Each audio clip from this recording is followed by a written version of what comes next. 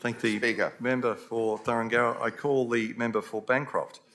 Speaker, in addressing this bill, I want to just touch on the issue, I think it's clause 26, the dual reporting one.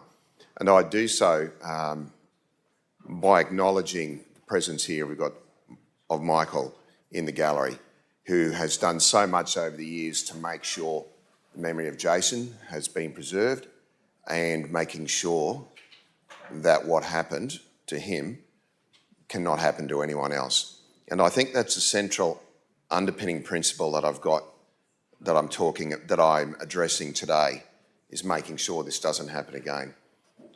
And I want to commend the member for Springwood for his speech as well.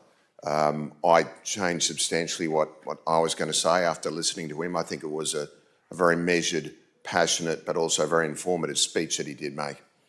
And I just want to reiterate, as he did as well, this particular clause, it's not just about paperwork.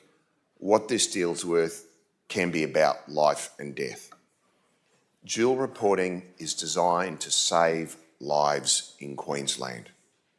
It's an administrative requirement to make sure the building regulator and the safety regulator are informed immediately about an incident.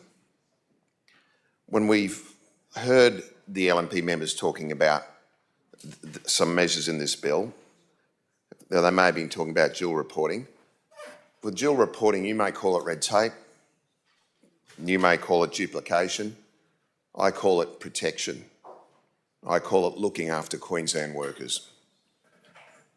It's a reform, as we have heard, that many people have fought long and hard to bring in, and I strongly believe it is something that cannot be just given up, cannot be surrendered. Now, the failure of liaison between agencies has been one of the lessons that we learned from Jason's death. And we've already heard that dual reporting is one of those initiatives where we've seen, I think, 900 incidents over the past 5 years reported, and 5 licences have been cancelled. These reporting requirements, and including dual reporting, is one of the guardrails in Queensland that we have to help ensure that construction workers they come home every night. I've talked a lot about construction workers in this place over the last 10 years. One of the reasons is the amount of construction workers who live in my electorate. There are more steel fixers in Deception Bay than there are anywhere else in Queensland. I know these men and women, I hear their stories of what they're exposed to on sites. I've heard about their injuries, and I've heard about their fights to make sure that they are on safe work sites. So I appeal to everyone here, let's keep this protection of dual reporting. The LNP, as a member for Springwood has said, has offered no evidence, no modelling and no case to get rid of dual reporting. The learned member for Burleigh here, he said paperwork robs time.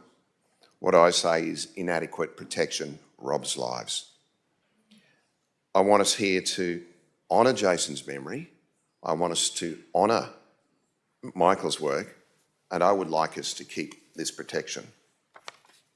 One of the things that we've heard from LNP members is that with this bill, we can rely on automation for reporting to be done.